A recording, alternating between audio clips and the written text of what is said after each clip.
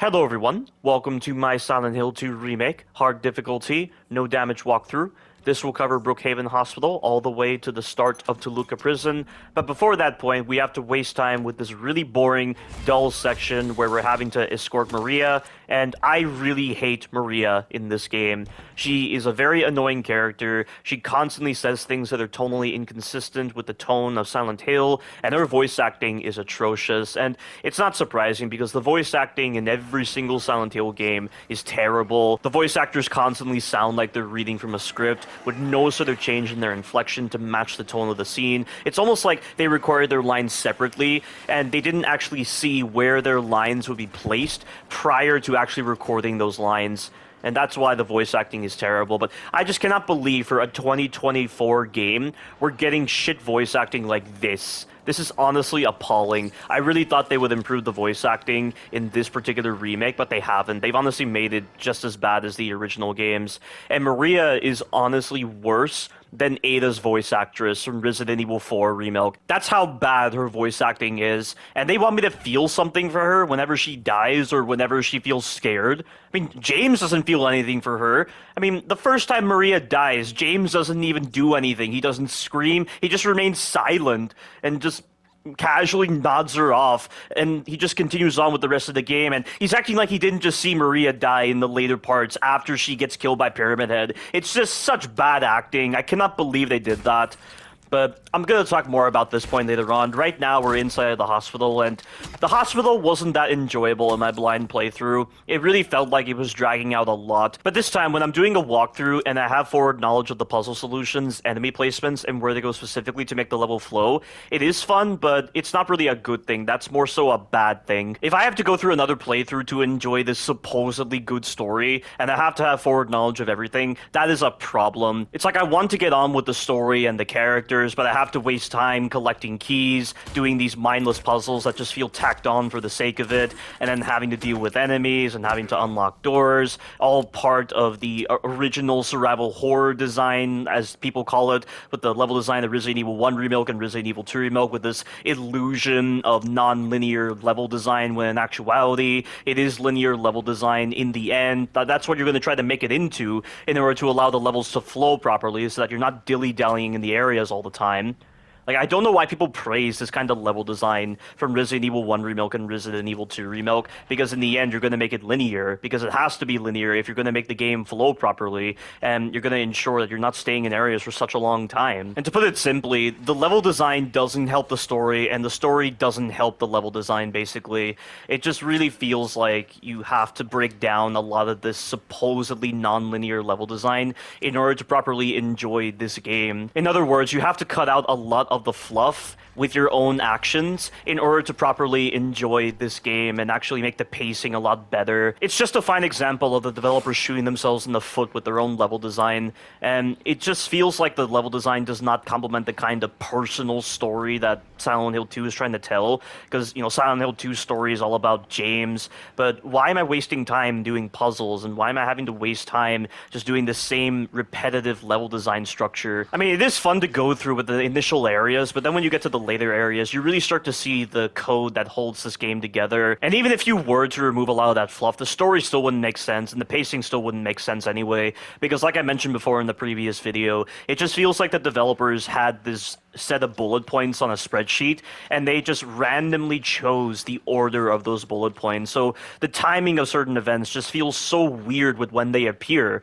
Like, you do that whole section with dropping down a bunch of those holes when you get to Toluca Prison, and then all of a sudden you're dealing with Angela and Eddie. Like, why? Why am I doing this now? Or like when you get to the hotel area and you're having to waste time with more of the same level design structures and puzzles just to get to where, like, Mary or Maria is. Like, why? If we had just gotten directly to the double Pyramid Head encounter where they killed Maria directly after Eddie's death, where James feels more emotionally raw at the idea of killing a a man, even though he really shouldn't because Eddie's such a bad character in this game and he's a sociopath, and James should not be feeling remorse for that kind of weird character that's written so poorly. Not to mention, you can't even feel anything for this scene because you just spent the last 2 to 3 minutes just shooting Eddie, and he's somehow not been killed after a single pistol shot, even though he's literally a human being. But no, because he's a boss, he has to have all these capabilities that don't make any sense. Eddie's boss fight in Silent Hill 2 OG was atrocious. I mean, the remake is slightly better, but it's still really retarded the way the concepts for the fight are.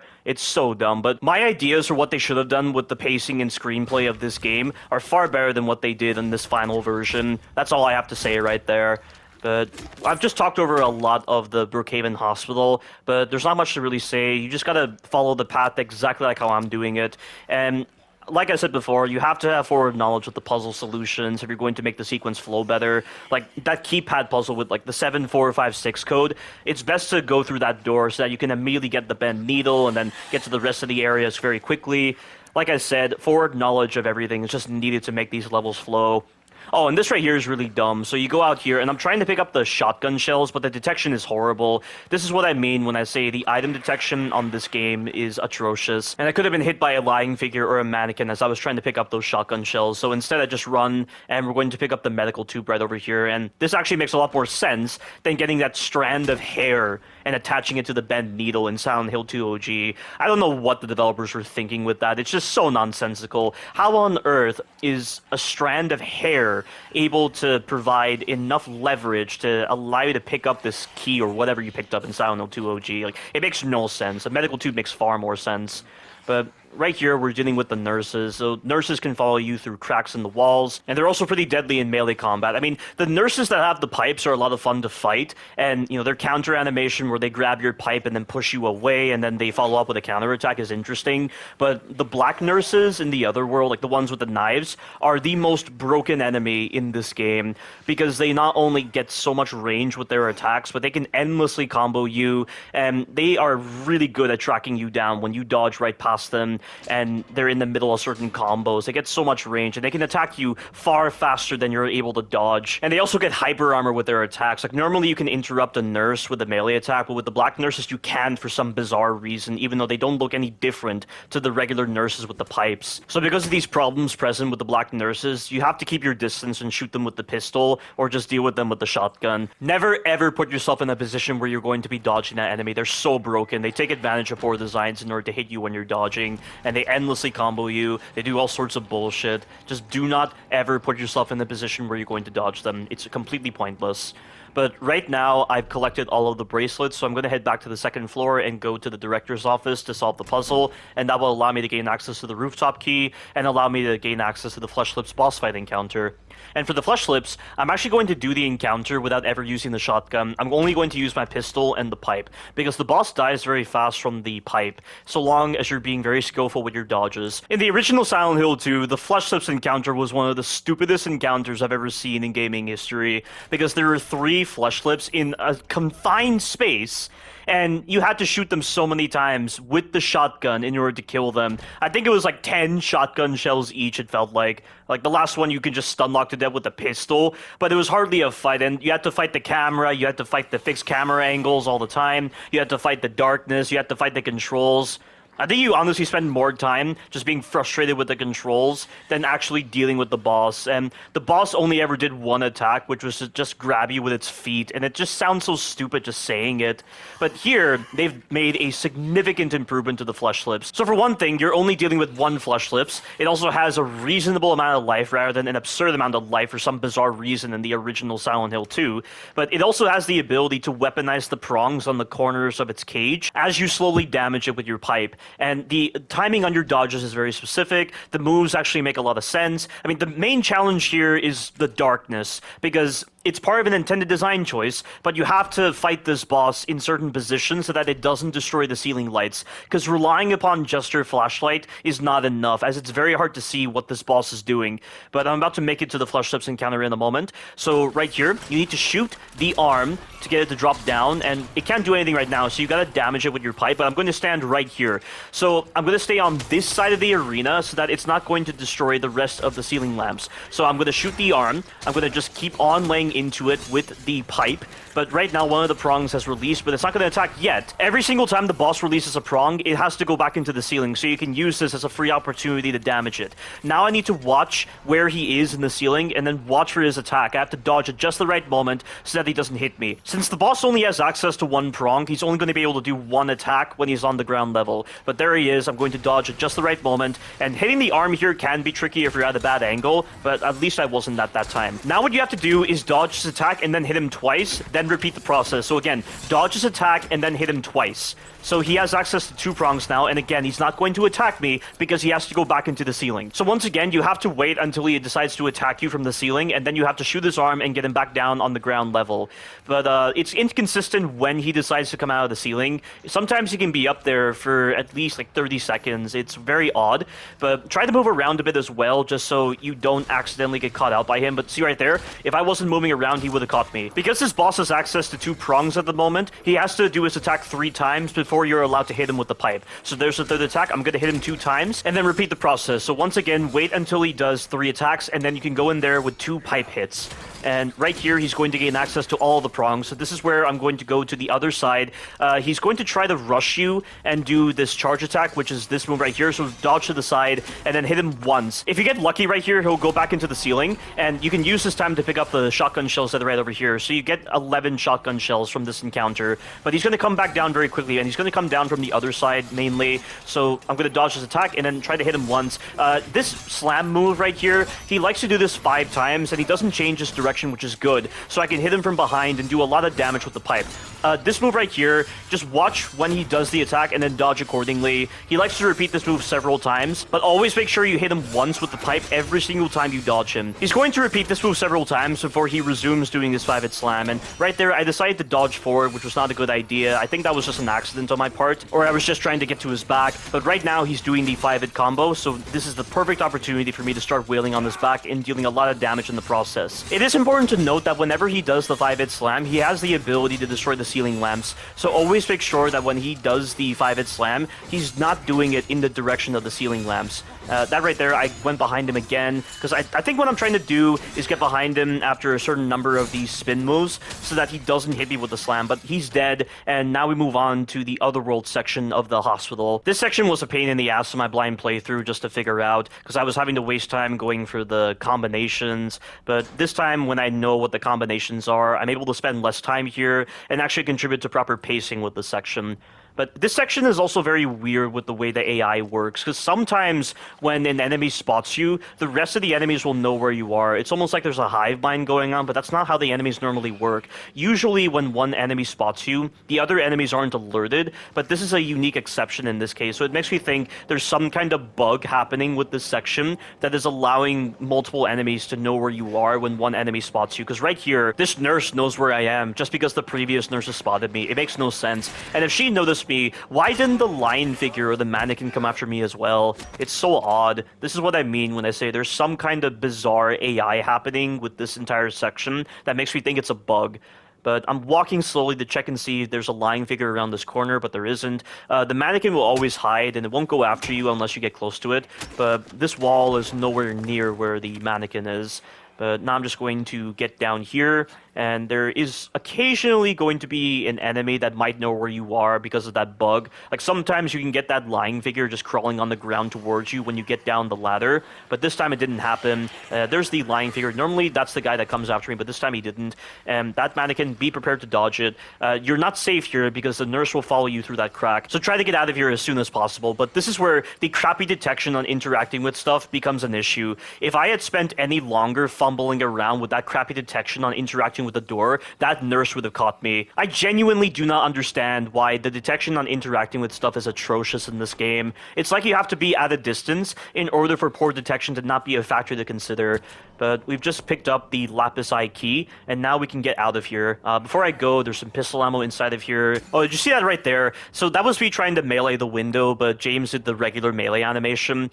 So breaking the windows involves using the melee attack button, and and that's also the same button for stomping enemies. And this is a huge problem. So if there's a dead body right next to where you need to break a wall or a window, you can get those moments where James will prioritize stomping the body rather than actually breaking down walls or glass. And there were a couple of situations in my blind playthrough where that was the case, where I ended up finishing off an enemy right next to a wall, and I was unable to break down the wall because he kept on prioritizing the body. I have no idea how this issue got past the developers, but that is pretty amateurish that occurred. However, this doesn't occur that frequently, actually. You just got to make sure you finish off the enemies in different areas, not right next to where you need to interact with an object. Of course, that can be hard to do in the heat of the moment. But right now, after that very lengthy elevator ride that lasts for almost 3 minutes and just hearing a bunch of dialogue that is so insubstantial to the story, we get this moment where we have to navigate the area and avoid the enemies at all times. So just memorize the path and you'll be fine.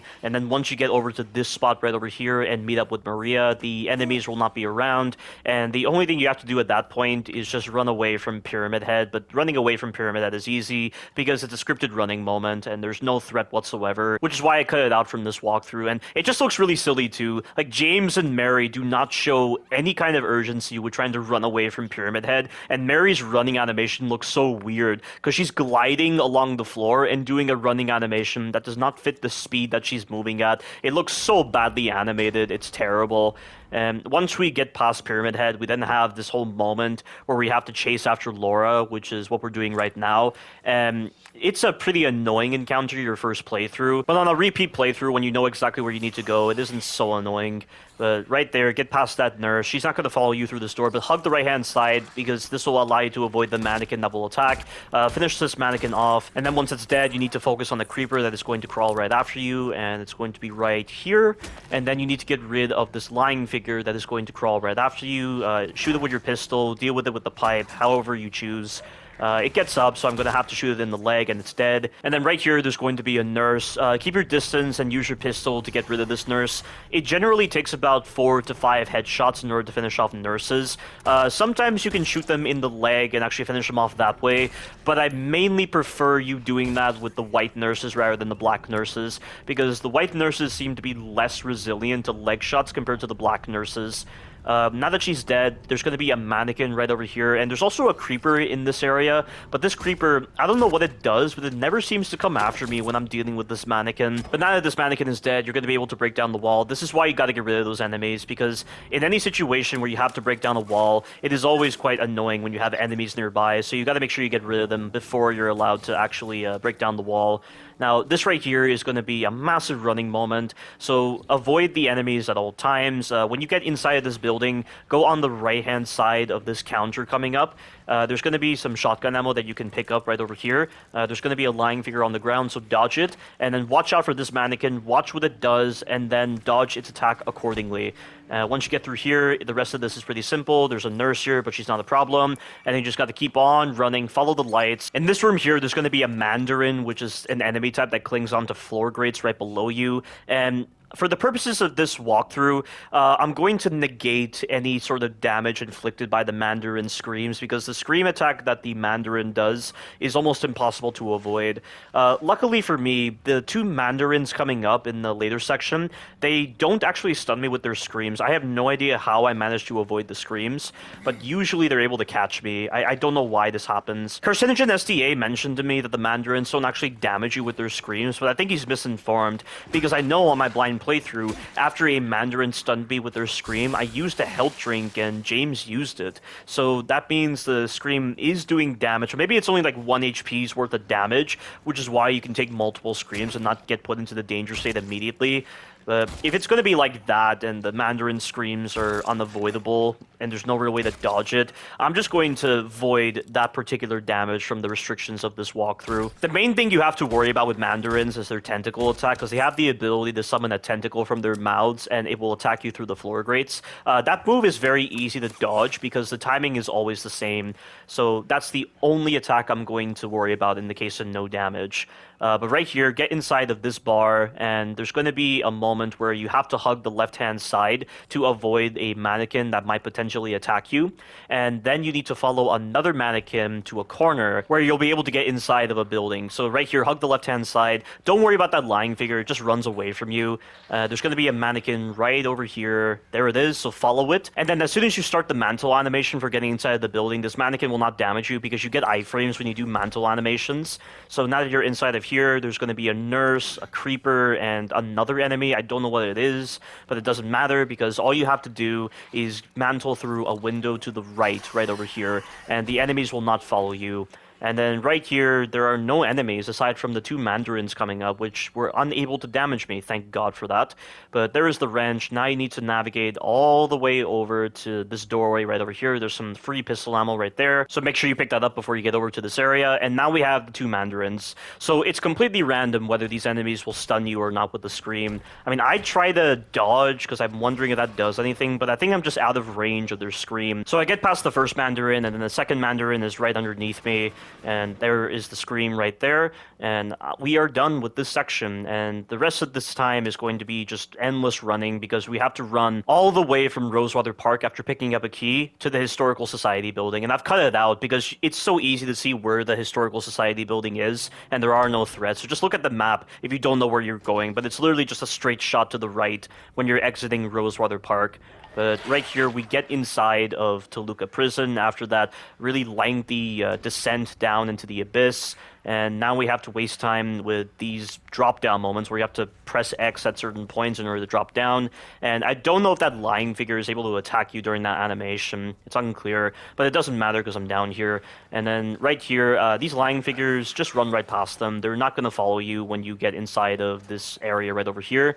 So this room has 3 of the creepers. So before you interact with the keypad, make sure you dispatch the creepers with your pipe. So there's one creeper, there's another creeper that's just going to stay on that wall right over there, and then this creeper's coming after me. Luckily for me, it didn't do the attack, and I think this code is random. My code was 329. I don't know if that's the same every single time. But with all that done, that is the end of this video. Stay tuned for the future parts. Thank you all for watching, and you take care now.